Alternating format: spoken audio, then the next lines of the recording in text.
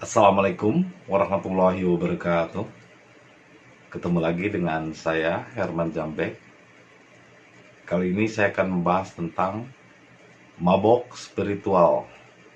Mabok spiritual. Tapi sebelumnya seperti biasa, yuk mari kita ngopi. Ngobrol perihal iman, ngobrol perihal Islam.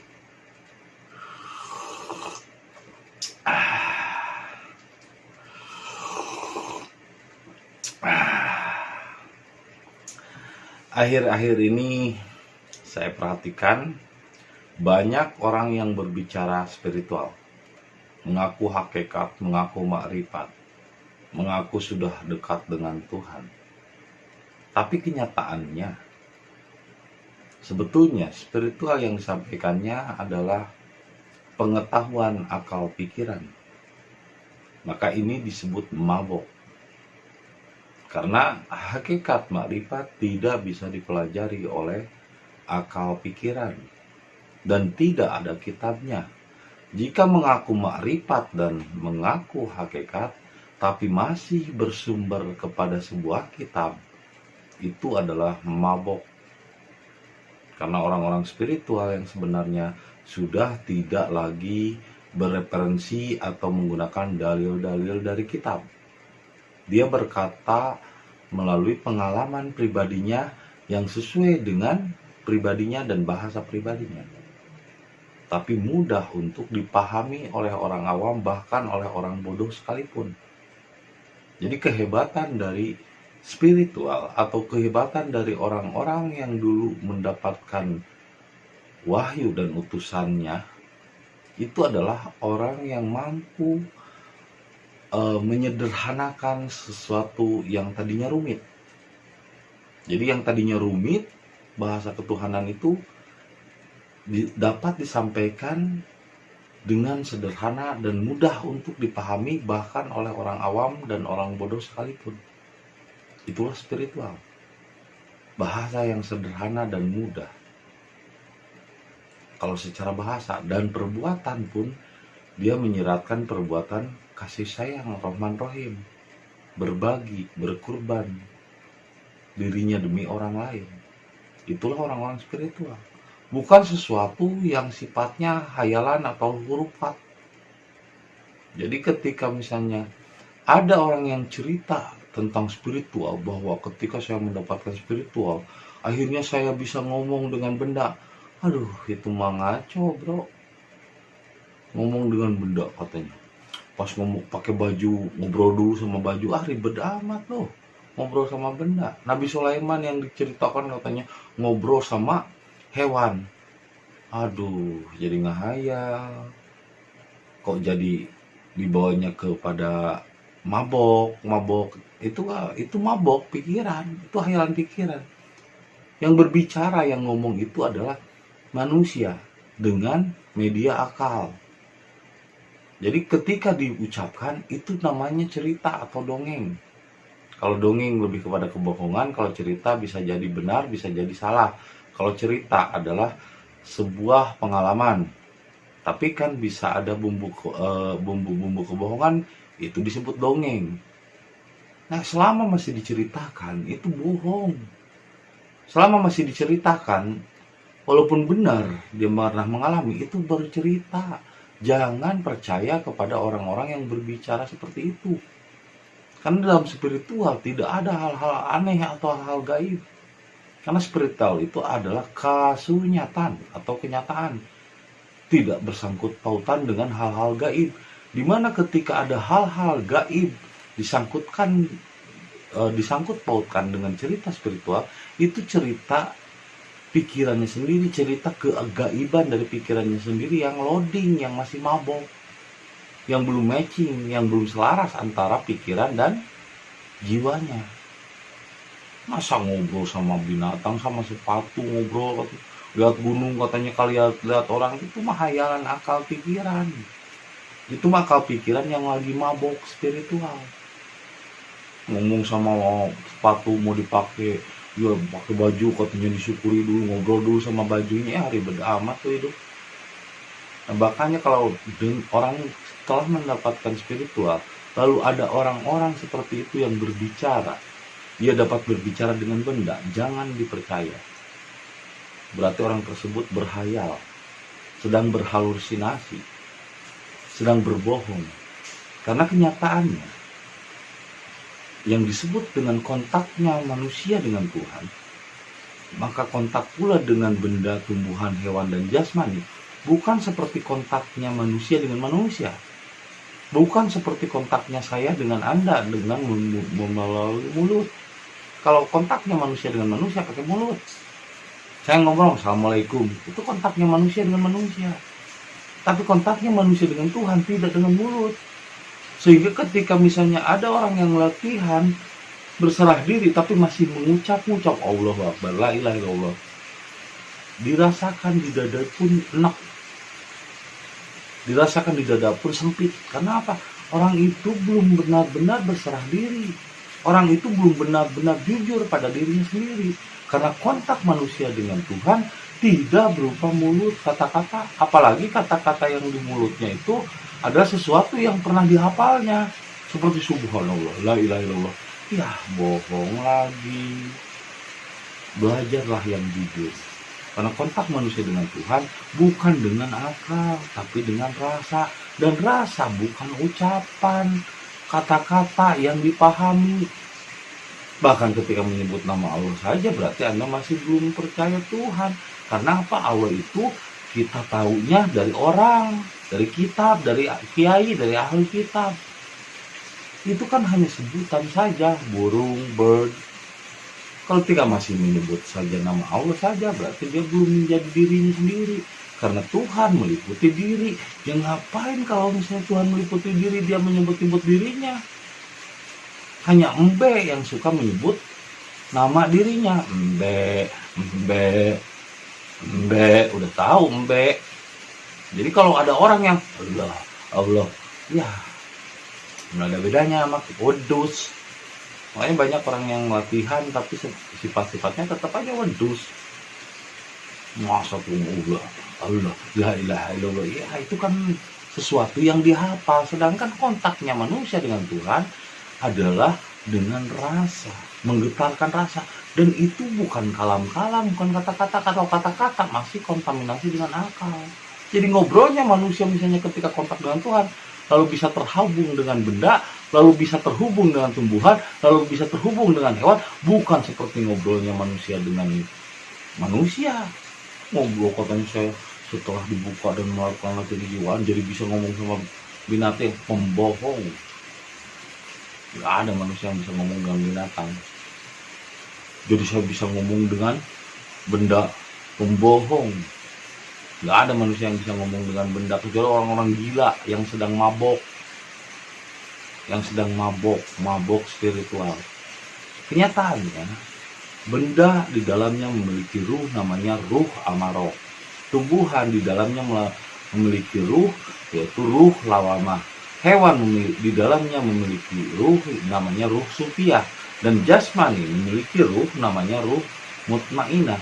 Ngobrolnya antara ruh mutmainah dengan ruh amarah bukan seperti ngobrolnya manusia dengan manusia, tapi ruh amarah ini ketika merasakan benda ini kan punya ruh, dia tahu siapa tuannya.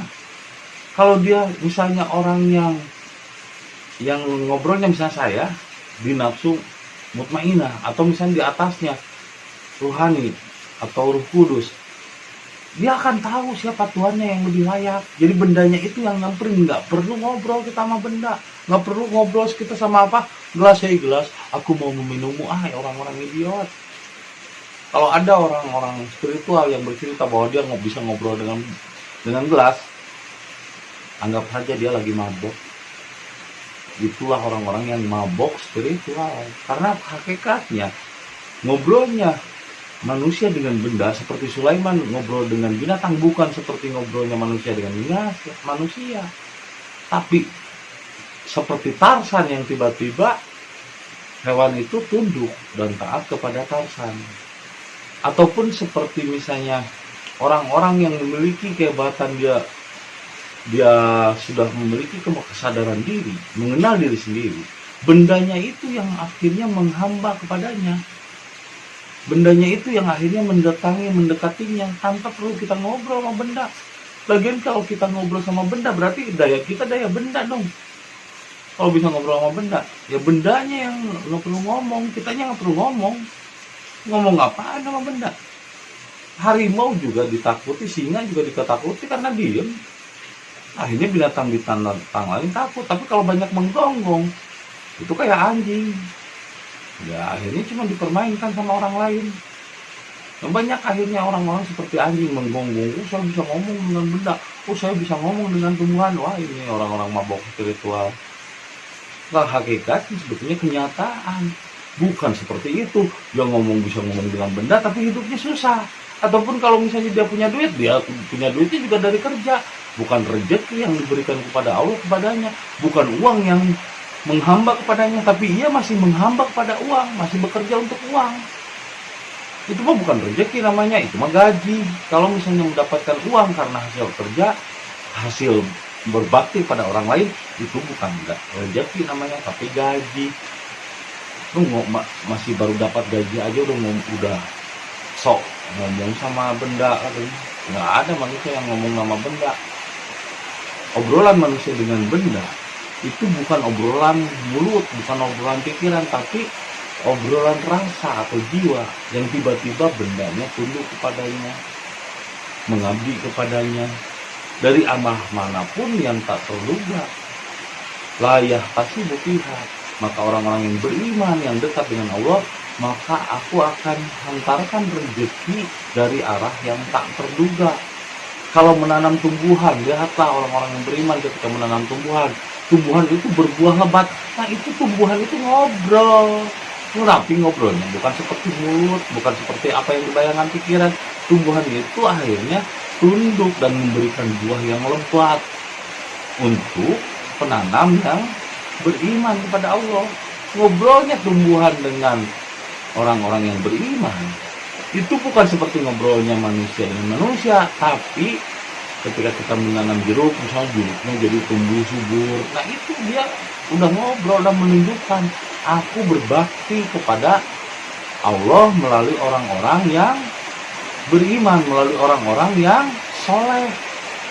Begitupun benda, ketika dia bergerak tiba-tiba benda nyamperin ke dia lewat bisnis apa kek, jalan yang tak terduga.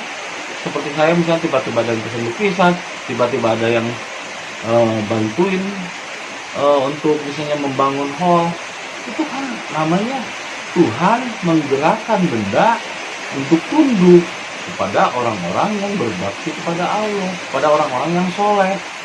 Bukan ngobrol sama benda. Aduh, kalau masih ada orang spiritual yang menceritakan dia bisa ngobrol sama benda, dia berarti lagi mabok spiritual. Banyak kasus-kasus seperti ini yang harus diklarifikasi bahwa sebetulnya ngobrolnya benda, tumbuhan, hewan, dan jasmani bukan seperti layaknya manusia ngobrol dengan manusia. Tapi ketika Anda berada di daya rohani, ketika Anda sudah mencapai spiritual, itu secara tidak langsung benda, tumbuhan, hewan, dan jasmani tunduk meskipun tanpa kata-kata, karena yang namanya rohani atau spiritual atau ruh itu tidak berkata-kata, yang tiba-tiba bendanya berdatangan dari arah yang tak terduga, menanam buahnya tumbuh dengan lebat, menanam hewan, misalnya memelihara hewannya beranak pinak dan sehat, hewannya akhirnya nurut, misalnya melihara misalnya harimau jadi nurut. Nah itu berarti dia sudah mampu menandukan hewan. Ngobrol dengan hewan bukan ngobrol seperti manusia dengan manusia. Ngobrol dengan benda bukan ngobrol seperti manusia dengan manusia. Tapi tiba-tiba bendanya berdatangan, tunduk kepadanya dan minta untuk dipakai.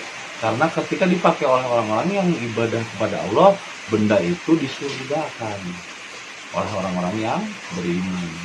Jadi bukan seperti ngobrol dengan benda seperti ngobrolnya manusia dengan manusia. Kalau ada yang masih bilang seperti itu, pengalaman spiritual saya begini, itu mah anggap aja orang-orang yang mabok yang belum sadar akan dirinya, yang belum connect antara pikiran dengan jiwanya. Dia belum bisa matching antara pikiran dengan jiwanya. Khayalan jadi lebih tinggi. Makanya yang namanya mujizat, keajaiban bukan sesuatu yang gaib, tapi sesuatu yang nyata. Seperti saya berbicara, itu hal yang gaib, ini mujizat. Saya bisa ngomong aja, ini mujizat yang nyata. Anda bisa mendengar, padahal cuma telinga, tapi kok bisa mendengar, ini mujizat yang nyata. Mata bisa melihat, bisa menyaksikan video saya, itu mujizat yang nyata. Jangan berbicara mujizat di luar diri. Mujizat itu adalah sesuatu yang di dalam diri, yang dirasakan nyata. Besok bisa saya bingung, aduh, bata habis ini, semen habis, yang kerja belum dibayar gajian besok. Tiba-tiba ada orang yang diketuk oleh Allah untuk memberikan kesadarannya, untuk membantu gotong royong, dan akhirnya semua tertutup. Itu mujizat. Saya membangun hall atau tempat latihan ini, itu mujizat. Dan karena apa? Karena saya nggak pegang uang asalnya. Tiba-tiba berdatangan, akhirnya jadilah hall 2 lantai. Itu mujizat namanya. Dari mana saya punya rezeki? Saya nggak punya rezeki. Yang punya rezeki itu Allah. Saya nggak punya ilmu. Yang punya ilmu itu Allah. Saya cuma tarawan aja. Itu namanya mujizat yang nyata, bukan mujizat yang aneh-aneh, yang gaib-gaib. Itu bukan mujizat, itu mah hayalan akal pikiran orang-orang yang mabok spiritual, yang baru ingin tahu spiritual, tapi dia belum tersentuh rasa dirinya, belum sadar, belum menghadapi kenyataan. Ada orang cerita bisa ngobrol dengan benda atau dengan binatang, itu berarti anak kecil, bocah yang lagi mabok, yang belum tahu dirinya, yang belum kenal dirinya, yang belum sadar jati dirinya. Karena kenyataannya, spiritual itu adalah kasunyatan atau kenyataan. Mujizat pun bukan sesuatu yang gaib. Mujizat itu bukanlah keajaiban yang gaib, tapi keajaiban yang nyata. Seperti saya bisa berbicara merangkai kata-kata sehingga Anda memahami apa yang saya sampaikan, ini mujizat. Anda bisa melihat dengan mata Anda dan bisa mendengar dengan telinga Anda, padahal cuma begini bentuk telinga, cuma begini bentuk mata, cuma begini bentuk mulut, tapi kenapa bisa mengeluarkan intonasi kata-kata? Kenapa bisa merangkai sebuah kalimat? Kenapa Anda bisa memahami dengan telinga Anda? Kenapa Anda bisa melihat? Yang membuat Anda bisa melihat, mendengar, berkata-kata, itu Allah. Itulah mujizat. Itulah keajaiban yang nyata. Jadi mujizat itu keajaiban yang nyata, bukan keajaiban yang gaib. Kalau keajaiban yang gaib itu nggak namanya menghayal. Tahayul, hurupat. Jadi ketika ada orang yang berbicara, dia bisa bicara dengan benda, orang gila itu. Orang yang lagi mabok, ya, jangan dipercaya. Jadilah tetap waspada dan tetaplah sadar. Jangan berhayal, jangan mabok. Tetap sadar dan tetap pada kenyataan. Karena mujizat adalah kenyataan. Mujizat adalah keajaiban yang nyata, bukan keajaiban yang gaib. Itu saja yang bisa saya sampaikan malam ini. Semoga menjadi inspirasi dan hidayah bagi kita semua. Terima kasih atas kesediaan yang menonton video saya. Dan jangan lupa kopi. Ketika otak perlu inspirasi.